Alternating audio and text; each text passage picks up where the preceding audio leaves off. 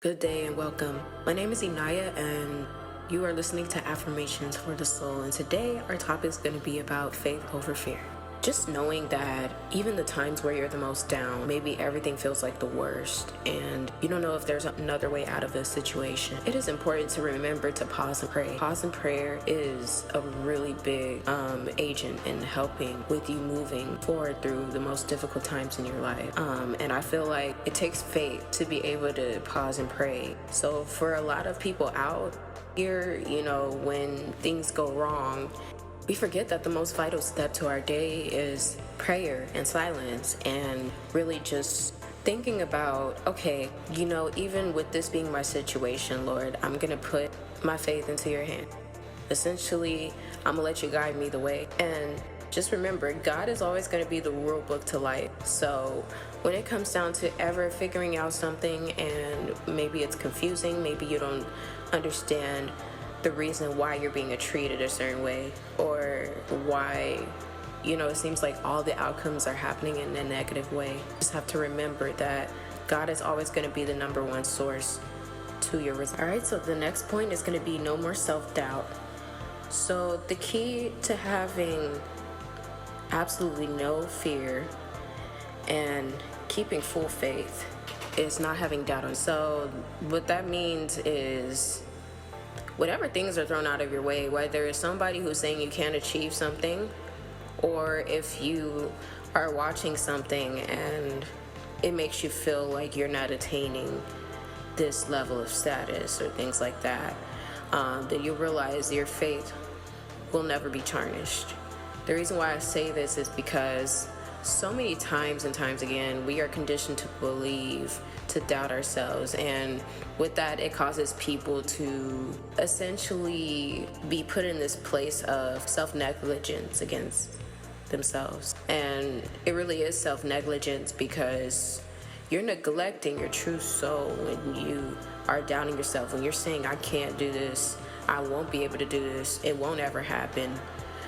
But instead of programming your mind to be in a low level like that, where you think so lowly of yourself, just think that, okay, you know what? If I put my mind to it and I stop holding this back, it can be achieved. That's why it's very common that self-doubt can become a catalyst to procrastination, because a lot of the time we procrastinate because of fear. A lot of people don't consider that as well. Fear causes us to procrastinate. When we keep thinking that we can't get this homework assignment done, we can't get this project done, different things like that, then we constantly are thinking to ourselves like, oh my gosh, since this feels so unattainable, then I'm just not going to get to it at all. And then that's the problem, because we have so much unfinished material, unfinished work, unfinished projects, unfinished tasks that we want to achieve throughout the day.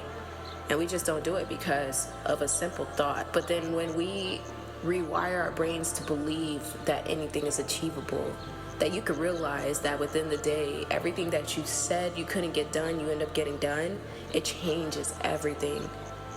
I learned to stop making excuses of why I can't do things and started feeding myself with knowledge and understanding and knowing, that as long as I am aware of everything I have to offer and value, then I would never doubt myself, because the way my life is supposed to be lived individually for myself, it's not supposed to be attainable to anybody else's vision. So the more you realize that and you tell yourself that, then there won't be self-doubt in your heart. The point is to put things into practice. Believe in yourself. So this is a big step because it ties into the second topic about not having self-doubt and procrastination. Why? Because most of the time procrastination holds us back from actually taking action, period. Because to have faith, you have to practice it. To only state that you have faith with your words and it not following through with action, it's not faith at that point. It's just pretty much empty words. But if you have faith along with the practice, then you'll see everything working out for you. I noticed during the times where I was in the darkest and I was in a rut, I would always remind myself to have faith that things were going to turn around. But I also knew too that there were some times where I just left it at that, and I would hold off things that maybe I felt like couldn't be done because it felt like so much in my mind. But then I realized out of all the special abilities I have and talents and skills, I can put that all into fruition throughout my day-to-day life.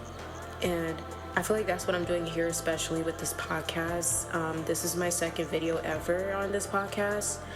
So I feel like that already alone took so much faith, and I actually did something about it. I decided to pick up the microphone and just, speak what feels good in my heart. So with that, I believe that to truly put things into practice with faith, it can be prayer. It can be just taking time to write things down and see where it is that you feel stuck, able. So with that, I believe that to truly put things into practice with faith, it can be prayer. It can be just taking time to write things down and see where it is that you feel stuck. Okay, so that's it for today. Thank you guys so much for listening. Once again, this is Inaya, and you're listening to Affirmations for the Soul podcast.